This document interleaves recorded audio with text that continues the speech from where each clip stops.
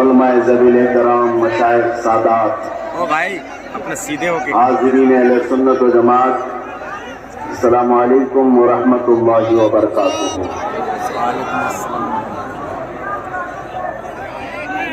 الحمدللہ الحمدللہ الحنان المنان الذي خلق الإنسان وعلمه البيان، والصلاة والسلام على رسوله سيد الإنس والجان وعلى آله وأصحابه ذوي الخير والإحسان، أما بعد فأعوذ بالله من الشيطان الرجيم، بسم الله الرحمن الرحيم، إن ينصركم الله فلا غالب لكم وإن يخذلكم فمن ذا الذي ينصركم من بعده وعلى الله فليتوكل المؤمنون، صدق الله مولانا العظيم۔ بارگاہ رسالت معاذ صلی اللہ تعالی علیہ وسلم میں درود پاک کا ہدیہ پیش کریں۔ اللہم صل علی سیدنا محمد معدن الجود والکرم وآلہ واصحابہ الکرام وابنہ الکریم وبارک وسلم صلاۃ دائمۃ سرمدا ابدا۔ پھر کے گلی گلی تباہ ٹھوکریں سب کی کھائی کیوں، دل کو جو عقل دے خدا تیری گلی سے جائے کیوں، جان ہے عشق مصطفیٰ روز فزوں کرے خدا، جس کو ہو درد کا مزہ ناز دوا اٹھائے کیوں۔ عزیزان گرامی وقار، انتظار کرتے کرتے اخیر میرا نمبر آ ہی گیا، اور آپ تمامی حضرات کو دیکھ کر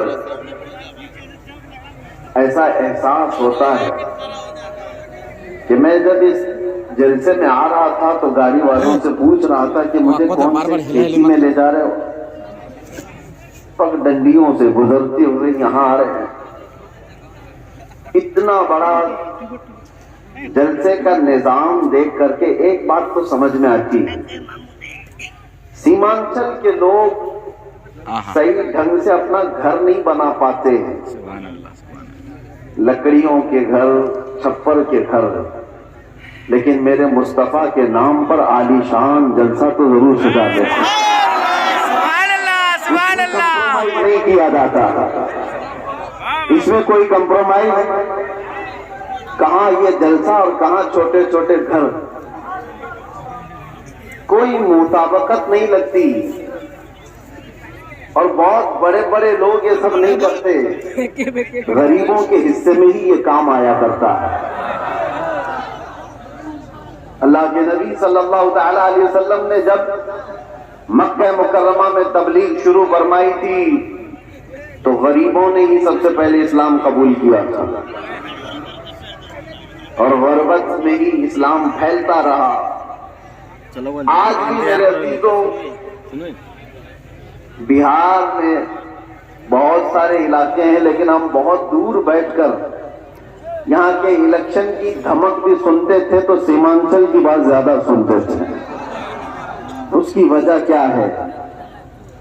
بہار میں تو بہت سارے علاقے ہیں، بہت سارے ضلع ہیں، اس علاقے کا تذکرہ زیادہ کیوں ہوتا ہے؟ وجہ یہ ہے کہ یہاں پر وہ قوم زیادہ ہے جو لوگوں کی نظروں میں چبھتی زیادہ ہے،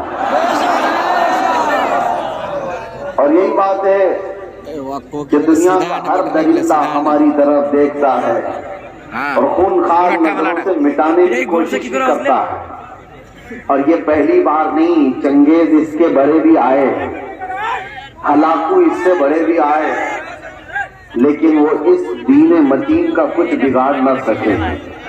آپ بھی نہ گھبرانا، یہ جلسے کوئی ختم نہیں کر سکتا، اور نہ یہ نام ہمارے کبھی ختم کیے جا سکتے ہیں۔ کچھ بات تو ہے کہ مٹتی نہیں ہستی ہماری،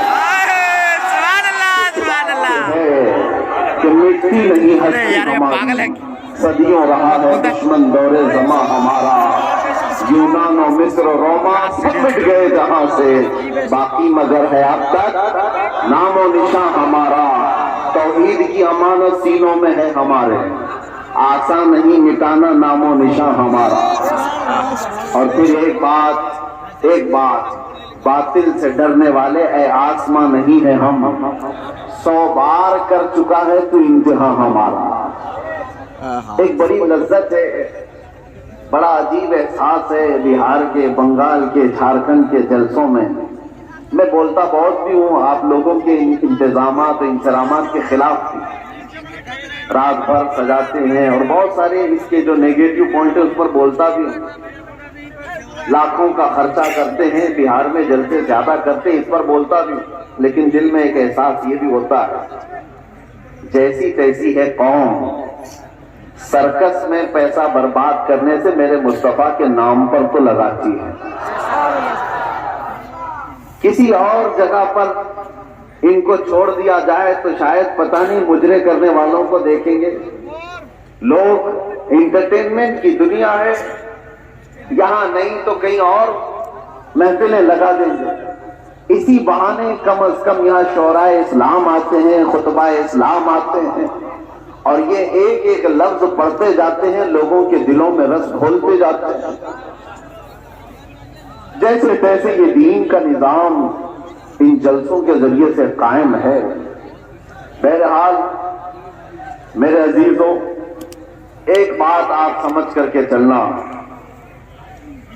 یہاں پر بیٹھ کر تقریباً 1 گھنٹہ مجھ سے پیشتر حضرت مولانا صاحب نے چندہ بھی کیا بہت مسجد کے لیے، اور لوگ سمجھتے ہیں کہ مولانا لوگوں کا کام ہی کیا ہے، چندہ کرنا، رسید لے کے گھومتے رہتے ہیں۔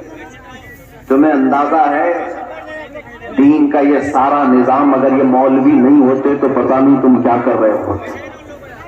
یہ مدرسے، یہ مساجد کی مینار، یہ ساری چیزیں ان لوگوں سے قائم ہیں۔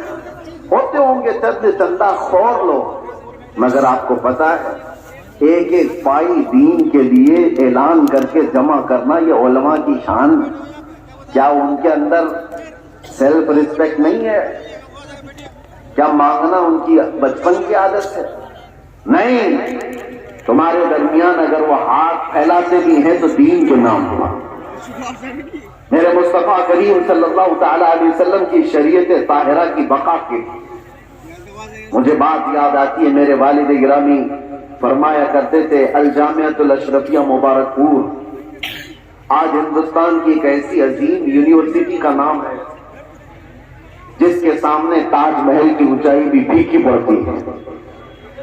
تاج محل تو لوگ ٹکٹ دے کر کے دیکھنے جاتے ہیں اور فوٹو کھنچوا کر آتے ہیں، مگر الجامعۃ الاشرفیہ وہ ایسی جگہ ہے جہاں انسان بنائے جاتے ہیں، علماء ربانیین کی ایک بڑی جماعت پیدا ہوتی ہے۔ جب اس کی تعمیر کا مسئلہ تھا، بانی جامعہ اشرفیہ مبارک پور حضور حافظ ملت رحمۃ اللہ علیہ اسی طرح اعلان کر رہے تھے کہ کوئی ہے جو لا کر کے جامعہ اشرفیہ کے لیے کچھ سپرد کرے۔ آپ کو مارہرہ متحرہ کے سید سادے سید العلماء نے بٹھا دیا اور کہا مولانا آپ بیٹھ جائیے، میں سید زادہ ہوں لیکن اس ادارے کے لیے چندہ میں کروں گا، آل رسول ہوں، مانگنے کی عادت نہیں، کبھی نہیں مانگا۔ اور اس کے بعد جب سید میاں رحمت اللہ تعالی علیہ نے اعلان کیا تو ظاہر سی بات ہے مجھے یہ علاقہ دیکھ کر کے وہ بات یاد آتی ہے، مولانا تو 11,000 مانگ رہے تھے، وہاں پر چھوٹا گاؤں تھا، چھوٹی بستی تھی، جب مانگا جا رہا تھا چندہ تو ایک بوڑھی عورت ایک مرغی کا انڈا لے کر کے آتی، کہا میرے گھر میں اس کے علاوہ کچھ ہے نہیں، یہ چندے میں قبول کر لی تھی، مرغی کا انڈا۔ یہ لوگوں کے جذبات تھے، اور ایسا نہیں ہے کہ وہ انڈا دے کر کے اس کو بھیج دیا گیا کہ اس کا کیا کیا جائے گا، اس کو بھی قبول کیا گیا۔ اور سید میاں رحمت اللہ علیہ نے فرمایا تھا اس عورت نے زمانہ یوسف کی یاد دلاتی ہے، خریداروں میں اس کا نام آ جائے بس اسی لیے حاضر ہو گئی۔ بہرحال اس نظام پر میں نے تھوڑی سی گفتگو اس لیے کی کہ علماء کو حقیر مت سمجھو، یہ علماء ذوی احترام اگر دین کے نام پر تم سے کچھ طلب کر رہے ہیں تو سارے لوگوں کو ایک کیٹیگری میں مت شمار کرو۔ ایک جملہ میں آپ سے کہتا ہوں، توجہ سے سننا، ہر داڑھی والا چور نہیں ہوتا، لیکن چور داڑھی رکھ لیتا ہے۔ چور اپنی چوری چھپانے کے لیے داڑھی رکھ لیتا ہے۔ ہاں، اس فارمولے کو سمجھ کر کے چلیں اور اس کو ہر جگہ فٹ نہ کریں۔ داڑھی والے کو دیکھ کر کے حقارت سے دیکھنا میرے عزیزوں ہرگز نہیں۔ کچھ چور اگر اس طرح کے لباس پہن لیں تو ایسا تھوڑی نہ ہوتا ہے کہ ہم یہ بھی تو نہیں کہہ سکتے کہ ہر چائے والا چور ہے، نہیں کہہ سکتے، نہیں کہہ سکتے۔ سب کو ایک کیٹیگری میں کیسے شامل کر دیں؟ یہ ایک جملہ آپ یاد رکھیں، میں کسی کا نام نہیں لے رہا ہوں۔ اور دوسری بات، علماء ذوی الاحترام کے لیے خاص طور پر میں نے آیت کریمہ کی تلاوت کی ہے خطبے میں، خطبے کے بعد، إِن يَنْصُرْكُمُ اللَّهُ فَلَا غَالِبَ لَكُمْ، اگر اللہ تمہاری مدد کرے تو کوئی طاقت تم پر غالب نہیں آ سکتی، کوئی تم پر غلبہ نہیں حاصل کر سکتا۔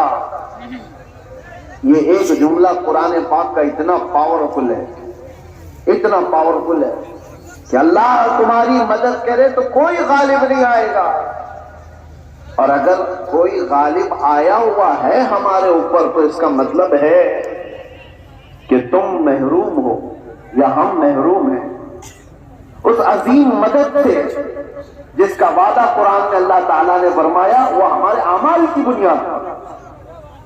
مرشد گرامی حضور تاج الشریعہ رحمۃ اللہ تعالیٰ نے ایک آیت کی تفسیر فرماتے ہوئے ہم سے کہہ رہے کہ ایک صاحب آئے اور انہوں نے کہا کہ حضرت ہمارے گاؤں میں بہت فسادات ہو گئے، وائلیشن ہو گیا، لیکن مسلمانوں کو پکڑ پکڑ کر کے پولیس لے جا رہی ہے، 8-10 دن ہو گئے، ابھی تک تھمی نہیں ہے یہ گرفتاریاں۔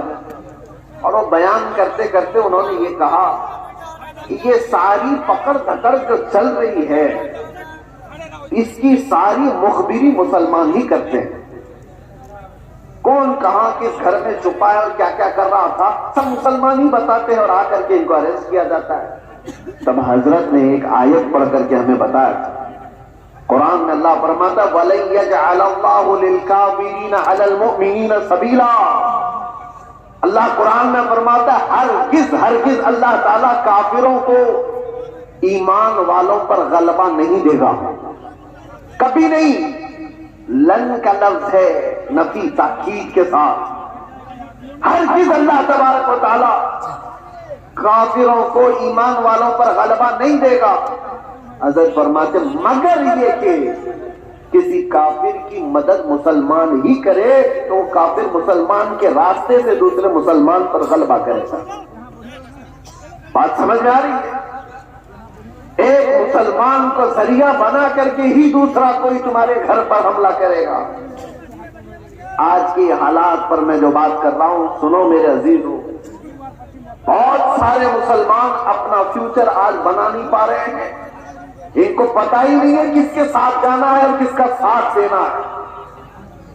حالات ایسے ہیں کہ کسی اور مسلمان کو گرانے کے لیے ایک مسلمان کسی کافر و مشرک کی مدد پر بھی راضی ہو جاتا ہے۔ یہی میں بتا رہا ہوں کہ کبھی تمہیں کوئی قوم مغلوب نہیں کر سکتی جب تک کہ تمہارے اندر کے غدار تمہیں مغلوب نہ کریں۔ جب تک ہمارے درمیان موجود جماعت کے منافقین ہمارے خلاف نہ کھڑے ہوں تب تک کوئی قوم ہمیں ڈائریکٹ نہیں گرا سکتی۔ ابھی 1 مہینے پہلے کی بات میں بتاؤ، اور سینئر آفیسر نے مجھ سے کہا کہ مولانا آپ ڈرتے کیوں ہیں؟ آپ کی قوم کو کوئی بھی ہرا نہیں سکتا، یہ ہم جانتے ہیں۔ یہ میں سنتا تھا پہلے، لیکن ڈائریکٹ سنا آپ کی قوم کو کوئی کچھ نہیں کر سکتا، آپ کی قوم ہی آپ کی قوم کو برباد کرتی، باقی کوئی نہیں کر سکتا۔ آج بھی دوسروں کو اس بات کا یقین ہے کہ ہمیں کوئی بھی غلبہ حاصل کر کے گرا نہیں پاتا جب تک کہ ہمارا اندر کا منافق اس کا ساتھ نہیں دیتا۔ یہ غداروں کی جماعت، یہ منافقین کی جماعت، میں جانتا ہوں سیفی صاحب یہاں موجود ہے، میں آپ سے کہہ رہا ہوں کہ اس وقت کیفیت کیا ہوتی ہوگی. یہ اسٹیج پہ موجود سارے علماء ہماری برادری، علماء برادری، ہم گرفتار ہو کر کے 200 لوگوں کے درمیان ہیں. پہرے داری میں کوئی کسر نہیں چھوڑی جا رہی ہے، کوئی کسر نہیں چھوڑی جا رہی. سارے گرد گرد ہمارے اطراف کرسیاں لگا کر بیٹھے اور سوالات پہ سوالات، سوالات پہ سوالات. اور اس وقت انویسٹیگیشن کرنے والوں کو کچھ لوگوں کے میسجز آتے ہیں اور کہتے ہیں یہ مولانا سے یہ بھی پوچھو، یہ بھی پوچھو. کلپیں ہماری کاٹ کاٹ کر کے بھیجی جا رہی ہیں تقریروں کی کہ انہوں نے یہاں پر یہ کہا، انہوں نے یہاں پر یہ کہا. اور بیچارے سوالات کرنے والے وہ کہتے ہم کو تو آپ کے بارے میں اتنا معلوم نہیں تھا، یہ اتنی ساری چیزیں آ رہی ہیں. میں نے پوچھا نہیں کون ہے، لیکن سامنے والے نے بتایا کہ فلاں پیر صاحب ہیں، فلاں مولانا صاحب. میں جانتا ہوں میرے عزیزوں، میں نے اس سے قبل بڑے جذبات میں کہا تھا، وہ بھی جانتے ہوں گے جنہوں نے یہ سب کام کیے ہیں. ہمارے دل پر کیا گزر رہی تھی اس وقت، ہم نے سب اللہ اس کے رسول پر چھوڑ دیا. لیکن ایک بات یاد رکھنا، غداروں کی جماعت سے کہتا ہوں، کل قیامت ہونی ہے اور بارگاہ مصطفیٰ میں ہمیں بھی کھڑا ہونا اور تمہیں بھی کھڑا ہونا ہے. دیکھا جائے گا کہ تم کس کے ساتھ کھڑے ہوتے اور ہم کس کے ساتھ کھڑے ہوتے. دیکھا جائے گا تم نے کسی ایک عالم کو صرف اور صرف ناموس رسالت کی بنیاد پر سزا کو طویل کرنے کے لیے، ساتھ دینے کے لیے جاسوسیوں کا ماحول بنایا تھا. قیامت تو ہونی ہے، موت تو آنی ہے، قبر میں بھی جانا ہے. یہ مت سمجھ لینا کہ سب کچھ یہاں پر ہے. چند پیسوں کے لیے جو لوگ اپنا دین بیچتے تھے، قرآن نے ان کی وحید میں کیا کیا بیان فرمایا. یہ وہ لوگ ہیں جو یہودی علماء تھے، یہی تو کیا کرتے تھے. مالداروں کو خوش رکھنے کے لیے وہ دین کا نظام بدل دیا کرتے تھے. اب دیکھنا جیسے جیسے یہ سکتا پاور میں آج لوگ ہیں، حکومت میں جو لوگ ہیں، مضبوط سے مضبوط ہوتے جائیں گے تو طوفان آئے گا بہت ساروں کے اندر. کتنے تو ادھر سے ادھر نکلنے لگ جائیں گے کہ بھائی جس کی لاٹھی اس کی بھینس، ہمیں بھی ان کی بولی بولنی پڑے گی، ہم بھی ان کے شانہ بشانہ رہیں گے تو کچھ ہمارے بھی کام ہو جائیں گے. دیکھنا اور چند دنوں کے بعد وہ چاہے علماء دکھنے والی جماعت میں سے لوگ ہوں یا نیتا بننے والے لوگ ہوں، یہ سب وہ چاٹو گیری کرنے والے لوگ ان طوفانوں میں اب کس کے ساتھ جانے لگیں گے اور قوم کی دلالی کرنے لگیں گے. دیکھنا چند دنوں کے بعد. اور اے قوم کے غیور نوجوانوں، محبت مصطفیٰ پر اور ناموس مصطفیٰ پر تم نے جذبات میں آ کر کے جو نعرے لگائے، ان کا پاس و لحاظ رکھنا. چاہے پوری جماعت کے بڑے بڑے لوگ کسی ایسی جماعت کے ساتھ چلے جائیں جو میرے مصطفیٰ کے دشمن ہیں، انہیں مت دیکھو، ان کی دولت نہ دیکھو، ان کی سیاست نہ دیکھو، ان کے اونچے مرتبے نہ دیکھو. میں غریب ہی صحیح، میرے دامن میں میرے مصطفیٰ کی محبت کافی ہے. اس پر قائم رہنا.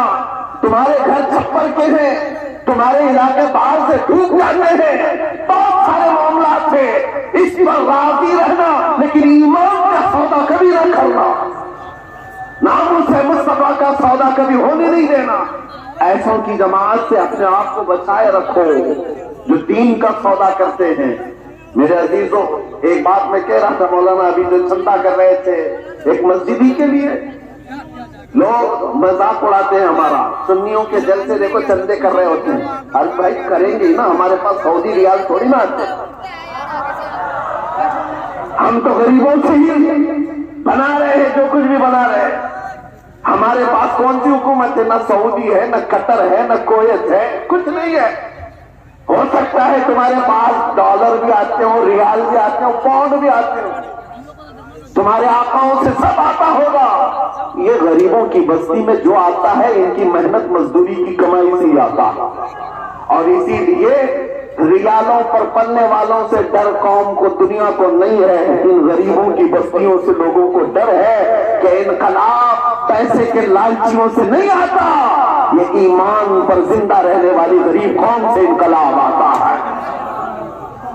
غربا سے دنیا ڈرتی ہے۔ آپ کو پتا ہے قیصر اور کسریٰ کی طاقت کا اندازہ لگا سکتے ہو؟ قیصر کہتے تھے روم کے بادشاہ کو، کسریٰ کہتے تھے ایران کے بادشاہ کو۔ یہ اس زمانے کی بات کر رہا ہوں جب تقریباً پوری دنیا میں دو بڑے سپر پاور حکومتیں تھیں۔ Super power Persian empire, Roman empire. Roman empire قیصر، پرشین ایمپائر کسریٰ۔ یہ میرے مصطفیٰ کریم صلی اللہ تعالیٰ علیہ وسلم کے زمانے کی بات کر رہا ہوں۔ اور جب حضور پاک کے زمانے سے تھوڑا سا زمانہ آ گیا صدیق اکبر کا، فاروق اعظم کا، مدینے سے یہ صحابہ کی جماعتیں نکلی تھی اور یہ بات کر رہے تھے قیصر اور کسریٰ سے مقابلے کی۔ سوچو سیمانچل کے غریب لوگ، بستیوں میں رہنے والے جن کے ہاں پکی سڑک بھی نہ ہو، اور وہ گاؤں کے رہنے والے اگر یہ کہیں ہم امریکہ سے لڑنے والے ہیں، رشیا سے لڑنے والے ہیں، تو دنیا مذاق ہی تو کرے گی۔ دنیا کیا کہے گی؟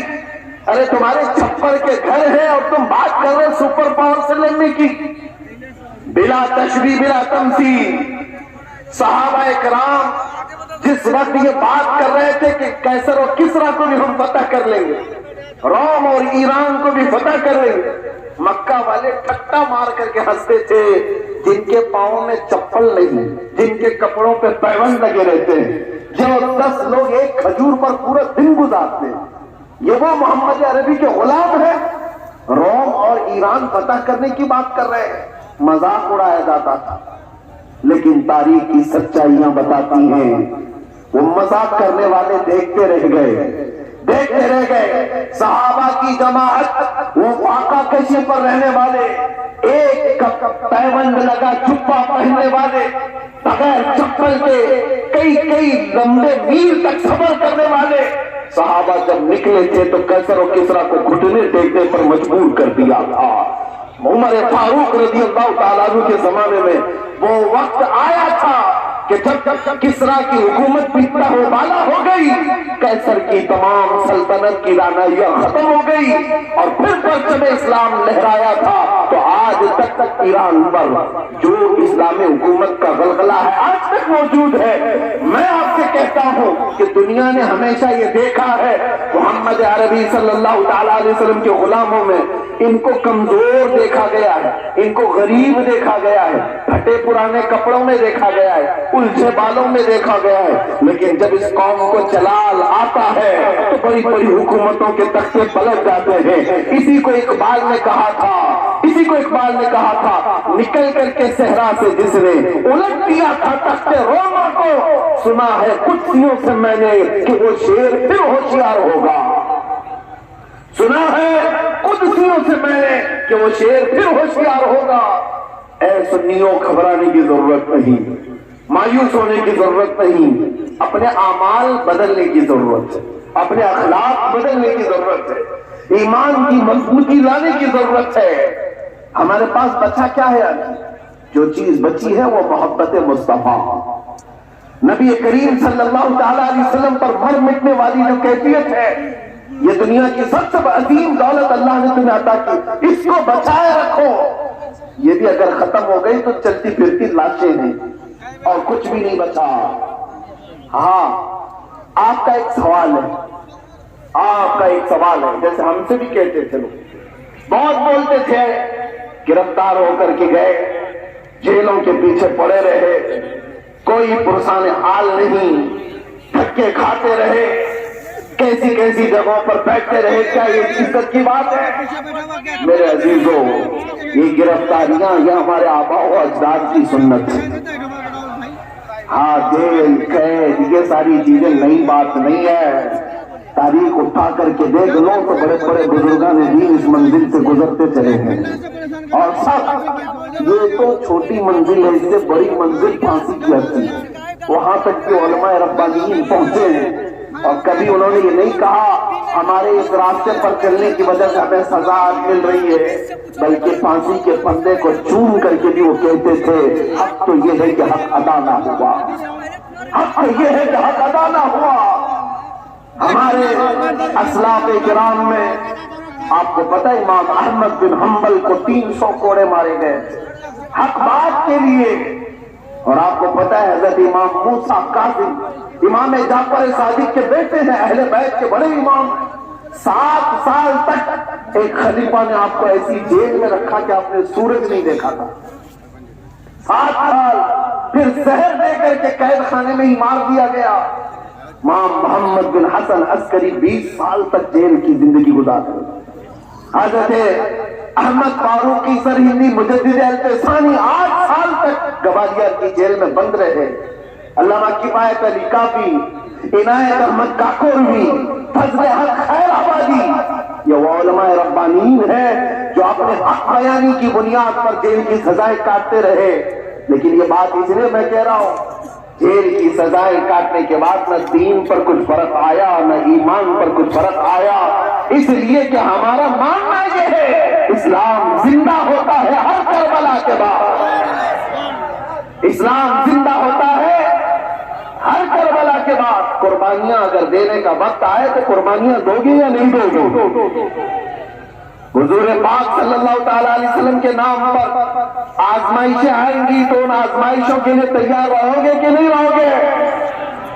بس میں یہ نہیں کہتا کہ کچھ کرنے کے لیے, جانے کے لیے, اٹھنے کے لیے, بس بات اتنی ہے کہ سنبھالے رکھو اپنے ایمان کو, اور علماء ربانین اپنا کام کرتے رہے, حق بولنا نہ چھوڑے. کسی ظالم کے دباؤ میں آ کر کبھی بھی وہ اپنی زبان کو گونگی نہ کرے, بلکہ وہ حق بیان کرتے رہے. پریشانیاں آئیں گی, مصائب آئیں گے, وہ تمہارے مراتب کو اور بڑھاتے چلے جائیں گے. کسی سیٹ کی چاپلوسی میں حق بیانی سے آپ دور نہ بھاگے, اس لیے کہ سیٹ نہ تمہیں رزق دیتا ہے نہ تمہیں حیات دیتا ہے. اللہ رب العزت رزاق حقیقی ہے, وہی حیات و ممات کا مالک ہے. علماء ربانیین کو بھی یہ چاہیے کہ حالات زمانہ کو دیکھیں ضرور, لیکن حق بات سے آپ اپنی زبان کو نہ روکیں, اس کو چلتے رہنے دیں. اللہ کی غیب سے مدد ہوگی اور قوم کے اندر ایمان زندہ رہے گا, قوم کے اندر بیداری باقی رہے گی. اور اگر یہ چپ ہو گئے تو قوم کا ایک بڑا حصہ بزدل بن جائے گا, قوم کا ایک بڑا حصہ بزدلی کا شکار ہو جائے گا. چند علماء ربانیین ہی صحیح, انہیں چاہیے کہ وہ اپنی قربانیوں کے لیے تیار رہیں. ہم نے روٹیاں بہت کھائی ہیں حضور کے نام پر, جلسے بہت کر لیے ہیں. لوگ علماء کو آج جو نوازتے ہیں, چاہے وہ ایک نذرانے کا چھوٹا سا لفافہ ہی کیوں نہ ہو, یہ نہ سمجھیں کہ آپ کی ٹوپی داری کی وجہ سے, بلکہ مصطفیٰ کریم کی نسبت کی وجہ سے. ساری قوم آپ کو نائب رسول سمجھتی ہے, حضور کے نام پر ہمیں مل رہا ہے, کھا رہے. آپ نیچے بیٹھے ہیں, اوپر بیٹھے ہیں, یہ اوپر بیٹھنا بھی میرے حضور کی نسبت کی وجہ سے. یہ ممبر علماء کو جو دیا جاتا ہے اس لیے کہ نبی پاک کے نائب ہے, اور جب حضور پاک کی بات آئے تو آئیں کہیں نہ کیا کریں. علماء کو چاہیے کہ وہ اپنا حق ادا کریں, اپنا حق ادا کریں. اور ہم نے دیکھا ہے چند وہ لوگ مصلحت اور حکمت کی بات کرتے ہوئے ہمیں ڈراتے ہیں. میرے عزیزوں, مصلحت اپنی جگہ پر, حکمت اپنی جگہ پر. کیا امام حسین کو مصلحت نہیں معلوم تھی؟ کربلا میں جانے کے وقت ان کو حکمتیں نہیں معلوم تھی جو 72 لوگ اپنے خاندان کے لے کر شہید ہو گئے؟ دین پر کبھی ایسے معاملات آئے تو میرے عزیز علماء کا سب سے پہلا یہ نمبر ہے کہ قوم آپ ایک قدم بڑھاتے ہیں تو یہ 100 قدم آگے بڑھنے کو تیار ہے. آپ کو صرف ایک زبان کہنے کی دیر ہے. قوم تو بیچاری بے پناہ محبتوں کے ساتھ جان دینے کے لیے بھی قربان. میں اکثر ایک بات کہا کرتا ہوں, آج سے 4 سال پہلے میں نے دلی میں اس پاکھنڈی کو جو مباہلے کا چیلنج کیا تھا, اور آپ کو پتا ہے ہمارا اعلان پوری دنیا بھر میں پھیلا تھا کہ ہم آگ میں کودنے جا رہے ہیں. لیکن اس وقت ممبئی کا ایک نوجوان میرے پاس آ کر کہا تھا, جو کوئی عمل نہیں دکھتا شکل سے, ہاں داڑھی میں بھی ڈیزائن, سر میں بھی ڈیزائن, پھٹی جینس پہنا ہوا, اس نے کہا تھا کہ حضرت مفتی صاحب میں نے سنا ہے آپ کا اعلان, آپ دلی جا رہے ہیں آگ میں کودنے. میں نے کہا آپ کو کیا ہے اس سے؟ اس نے کہا آپ جب بھی جانا ہو تو مجھے لے جائیں, پہلے میں کودوں گا. چہرہ دیکھو، حلیہ دیکھو پورا. میں یہ کہتا ہوں علماء ربانیین سے ہمیں صرف کہنے کی دیر ہے، سارا محاذ کون سنبھالے گی؟ سارا محاذ ہم نے صرف اعلان کیا تھا، بچہ بچہ تیار کھڑا تھا. یہ جذبہ ہے محبت مصطفیٰ کی بنیاد پر. اس دن میرے آنکھوں میں آنسو آ گئے تھے اس نوجوان کو دیکھ کر. اس نے کہا تھا میں مسجد میں زیادہ آتا نہیں، آپ کے قریب آیا نہیں زیادہ، لیکن اتنی بات ہے کہ حضور سے محبت ضرور کرتا ہوں، اور جب ان کی بات آئی ہے تو جان بھی دے سکتا ہوں. میں آپ کو بتاؤں اسی نوجوان کو دیکھ کر آنکھوں میں آنسو آئے. بارگاہ مصطفیٰ میں میں نے عرض کیا تھا یا رسول اللہ آپ کی یہ امت گنہگار ہو گئی، غدار نہیں ہے، غدار نہیں ہے، غداری نہیں کرتی. تو میرے عزیزوں اسی چیز کو میں کہتا ہوں تھوڑی سی لو دینے کی ضرورت ہے. علماء ربانیین حق بیان کرے، قوم کو صحیح سلیقے سے چلنے کا ان کو نشانہ دیا کریں، پھر دیکھیں انقلاب آئے گا، ضرور آئے گا. ہمیں آج یہ پتہ ہی نہیں ہے کس کے ساتھ جانا ہے، کس کے ساتھ بیٹھنا ہے، کس کے ساتھ اٹھنا ہے. جو دیکھا اس کی طرف چل پڑے. ایسا نہیں ہوتا. امت مصطفیٰ تم خیر امت ہو، ہر کوئی تمہارا آئیڈیل نہیں بن سکتا، ہر کوئی تمہارا رول ماڈل نہیں بن سکتا. تمہارا رول ماڈل خالد بن ولید ہو سکتا ہے، تمہارا آئیڈیل صلاح الدین ایوبی ہو سکتا ہے. ایرے غیرے نتھو کھیرے کو دیکھو گے تو بزدلی تو آئے گی. فلموں میں ناچنے والے تمہارے آئیڈیل بنے، تم ان کے فین ہو، ان کی طرح کپڑے پہننے کی کوشش کرو گے، ان کی طرح لائف سٹائل بنانے کی کوشش کرو.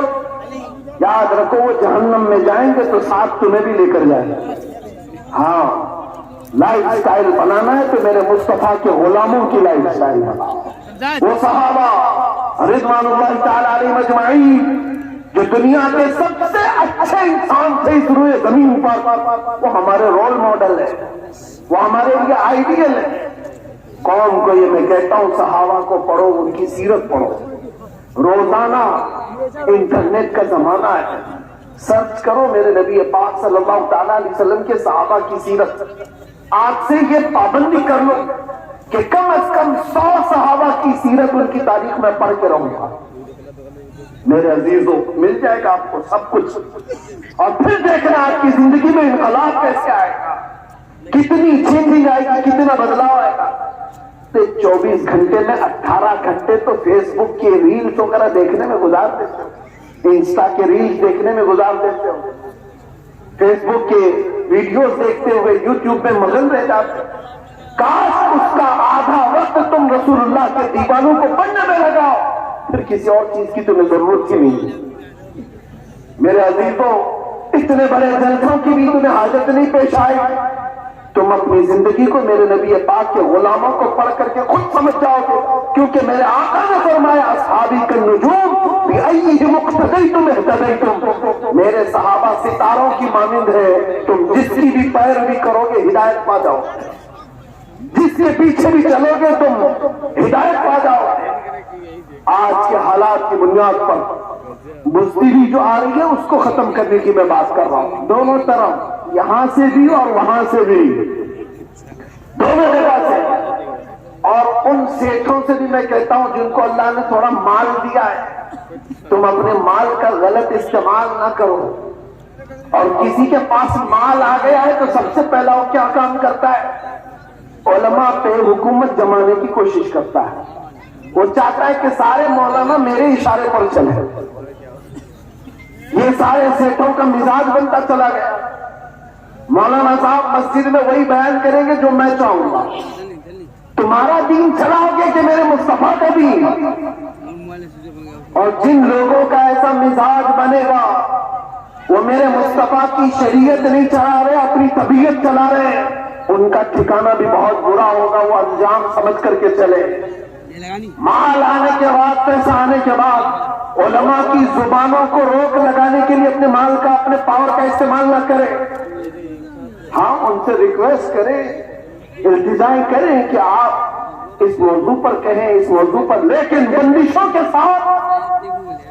ارے کتنے تو ایسے ہیں ہمارے پاس ایک معاملہ ایسا ابھی دور دراز کے علاقے کا آیا، ایک امام صاحب کو حق بیانی کرنے پر ان کے کپڑے پھاڑ دیے، ان کو مارا گیا، منبر سے اتارا گیا۔ کس وجہ سے؟ کہ ان کی طبیعت کی بات نہیں کر رہے تھے مولانا، شریعت مصطفیٰ کی بات کر رہے تھے۔ تم سود کھاتے رہو گے اور علماء نہیں بیان کریں گے، شراب پیتے رہو گے علماء نہیں بیان کریں گے، چوری کرتے رہو گے علماء نہیں بیان کریں گے۔ اگر تمہیں تمہاری برائیوں کے بارے میں بتانے سے برا لگتا ہے تو ڈاکٹر کے پاس بھی مت جانا، وہ تمہاری بیماریوں کو جب بتاتا ہے تو کیا تھپڑ لگاتے ہو؟ جب تمہیں وہ کہتا ہے کہ تمہیں بخار ہو گیا ہے، پیٹ میں السر ہو گیا ہے، تو کیا تھپڑ لگاؤ گے؟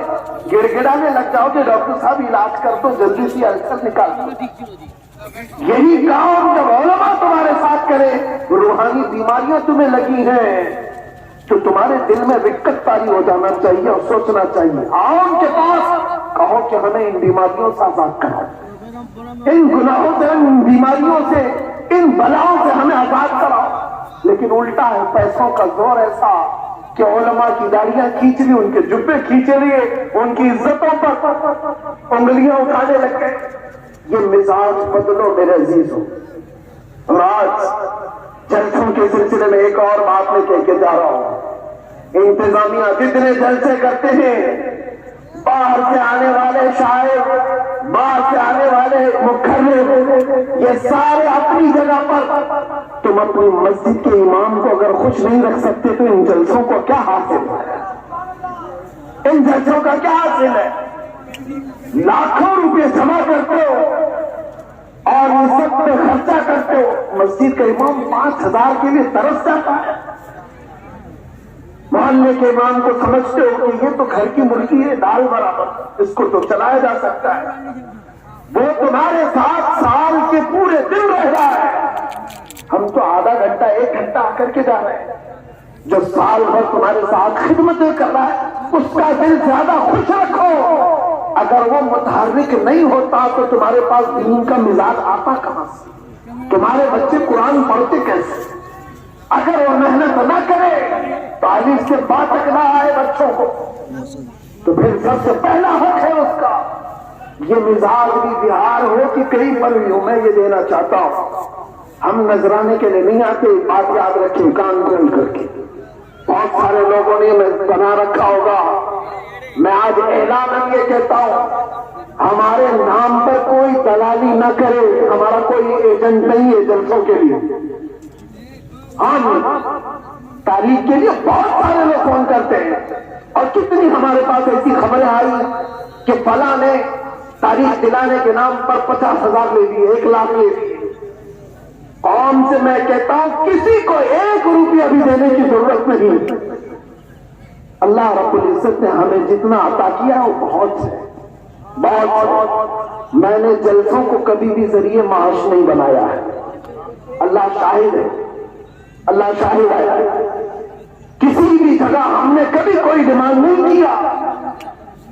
ہاں، خوشیوں کے ساتھ، محبتوں کے ساتھ لوگوں نے جو دیا رکھ دیا، الگ بات ہے۔ کبھی کسی سے تقاضا کیا ہو تو میرے سامنے کھڑا ہو کر کے بتا دیں، کبھی نہیں۔ یہ بات اس لیے کر رہا ہوں کہ اللہ تبارک و تعالیٰ نے جو عطا کیا وہ بہت ہے۔ ہم اپنے پیسے سے سفر کا خرچہ بھی نکال سکتے ہیں اور آ کر کے بغیر کسی چیز کے جا بھی سکتے ہیں، ہمیں کسی چیز کی حاجت نہیں۔ لیکن آج سے میں کہتا ہوں، مقامی علماء کو پہلے خوش رکھو، اگر وہ خوش رہے تو دین کا مزاج بنا رہے گا، اور اگر ان کو اس حالت میں رکھے ہو کہ ان کو دیکھو تو لگے کہ یتیم ہے، بے سہارا ہے، لاوارث ہے، کس نے ان کی حالت بنا رکھی ہے؟ یہ جیبوں پر لوگوں کی نظر کیوں ڈالنے لگ گئے؟ کیونکہ تم نے خوش نہیں رکھا۔ تنخواہوں میں کٹوتی ایسی کرتے چلے گئے کہ ان کو ایک ایک پائی کے لیے ترساتے رہ گئے۔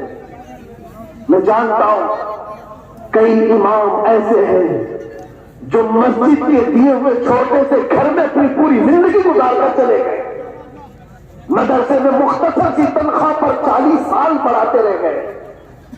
یہ سارے خدمات ان کی اپنی جگہ پر، ہاں کچھ لوگ اگر بگڑے ہوئے ہوں تو علماء سو ہو سکتے ہیں، میں ان کی وکالت نہیں کر رہا ہوں، قوم کا مزاج بدلنے کی بات کر رہا ہوں۔ قوم کا ہمیں بلانے کی کوئی عادت نہیں، ہم اپنی جگہ پر بیٹھے جہاں سے تقریر کریں گے پھیل جائے گی، آ جائے گی آپ تک۔ ممبئی میں کھڑے ہو کر کے جمعہ میں خطاب کرتے تو پوری دنیا میں پھیلتی ہے، آ جاتا ہے۔ ہم صرف اور صرف بڑے اصرار کی وجہ سے آ جاتے ہیں، ہم یہ نہیں چاہتے کہ آپ کا مال ضائع ہو، برباد ہو۔ آپ یہ سارے مال کا جو صحیح استعمال ہے وہ اہل سنت و جماعت کی مضبوطی کے لیے ہی پر لگا۔ یہ کیا مزاج بنا رکھا ہے، بہت ساری فارمیلٹیز ہم دیکھ رہے ہیں، نعت خوانی بھی نوٹ خوانی کی طرح، جس کو دیکھو اس کو پیسوں کی طلب میں اگر نعت پڑی جاتی ہے تو وہ نعت نہیں رہتی ہے، وہ نعت نہیں، اس سے عشق مصطفیٰ نہیں آتا۔ عشق مصطفیٰ تو وہ ہے۔ آج سے تقریباً 70 سال پہلے میں نے پہلے ایک میگزین آتا تھا ماہنامہ المیزان اور استقامت، ماہنامہ استقامت، اس میں ایک چیز لکھی ہوئی تھی، بڑے علماء بیٹھے ہوئے تھے، ایک شاعر نعت مصطفیٰ پڑھ رہا تھا اور اس کے شعر کا مفہوم ایسا کچھ تھا، ایک طرف کعبہ ہے ایک طرف گنبد خضرا، درمیان میں میں ہوں، ادھر جاؤں کہ ادھر جاؤں۔ 18 مرتبہ اس نے ایک ہی مصرع پڑھا، 18 مرتبہ۔ ہوتا ہے لوگ پک جاتے ہیں شاعر لوگ کیا پڑھ رہے ہیں، لیکن وہ شاعر ایسا نہیں کہ جس شعر پہ پیسہ مل رہا ہے اس کو ریپیٹ کر رہا ہو، جس شعر پہ پیسہ ملے اس کو بار بار پڑھتے جاؤ، نہیں، کوئی نہیں، وہ علماء کی محفل تھی، 18 بار جب پڑھا اس کے بعد غش کھا کر گر گیا۔ علماء کرام بیٹھے ہوئے وہ اٹھانے کے لیے آئے تو دیکھا ان کی روح پرواز کر چکی تھی۔ یہ نعت مصطفیٰ ہے، پہنچا وہیں پر جس کی مدح سرائی کر رہا تھا، اور یہاں تو لوگ ہلڑ بازی کر رہے ہوتے ہیں۔ یہ نعت نہیں ہے، نعت خانی کو ناخانی رکھو، نوٹ خانی مت بناؤ، تمہارے پیسے سنبھال رکھو، دینے کا اتنا شوق ہے تو بعد میں کیوں الگ سے لے جا کر کے نہیں دیتے؟ یہ اچھالنا کیا ہے، یہ مجرا کرنا کیا ہے، یہ تمام چیزیں کیا ہیں؟ لوگوں کو دیکھا گیا ہے ان کے پاس گڈیاں ہیں، وہ ایک ساتھ دینا نہیں چاہتے، چھٹے چھٹے نکال کر تاکہ پوری دنیا ان کے مال کے نظارے دیکھے، وہ اپنی تمام چیزوں کی نمائش چاہتے ہیں۔ میرے عزیزو، اس منبر رسول کو ان تمام چیزوں کا کھیل نہ بناؤ، یہ پاک منبر ہے، بزرگان دین نے جیسا اس منبر کو رکھا تھا ویسے ہی رکھا جائے۔ میرے ایک استاد فرمایا کرتے تھے جلسے کے 3 رکن ہوتے ہیں، یاد رکھ لیجیے، 3 رکن ہیں، ایک انتظامیہ، ایک اسٹیج کے مقرر، یہ 2 تیسرے آڈینس سننے والے لوگ۔ تینوں کے اندر اگر اخلاص ہو تو اس جلسے کی دھمک پوری دنیا میں پڑ جائے، اخلاص ہو تو اس کے اندر طاقت اور پاور بڑھ جائے گا اس جلسے کے اندر۔ اخلاص کیسے؟ جلسہ کرانے والوں کا بھی اخلاص ہو کہ ہم اللہ اس کے رسول کی رضا کے لیے کر رہے ہیں، کمپٹیشن کے لیے نہیں، پیسہ جمع کر کے کھانے کے لیے نہیں، جلسہ کیا تو باقی کا پیسہ ہضم کر دیا اس کے لیے نہیں، اخلاص ہو۔ دوسرا رکن یہ مقررین کا ہے، وہ پیسہ لینے کے لیے نہ آئے ہو، وہ اللہ اور اس کے رسول کی بات قوم تک سنانے کے لیے آئے، ان کے دل میں اخلاص ہو۔ تیسرا، سننے والے بھی سرکس دیکھنے نہ آئے ہو، انٹرٹینمنٹ کرنے نہ آئے ہو، وہ اپنا گھر بار چھوڑ کر کے اللہ اور اس کے رسول کے لیے آئے ہو۔ جب یہ تینوں ارکان میں اخلاص ہوتا ہے تو وہ جلسہ پاورفل ہو جاتا ہے، روحانیت سے بھر جاتا ہے، پھر وہاں سے کہا ہوا ہر جملہ طاقتور ہوتا ہے، ورنہ ہزاروں جلسے کیوں نہیں فائدہ دیتے، کیوں نہیں دیتے؟ کہیں تو کوئی مسٹیک ہے، کہیں گڑبڑ ہے، ان کی اصلاح کی ضرورت ہے۔ کمپٹیشن میں جلسے نہ کرو، تاریخ لینے والے لوگوں کی قطار ہے، یہاں بھی بہت لوگ آئے ہوں گے، پہلے ملنے بھی اور اب ملنے والے بھی ہوں گے، ان سے بھی میں کہتا ہوں ایک علاقے میں اگر کہیں ہو گیا تو سارے ساتھ مل کر کیوں نہیں ساتھ دیتے؟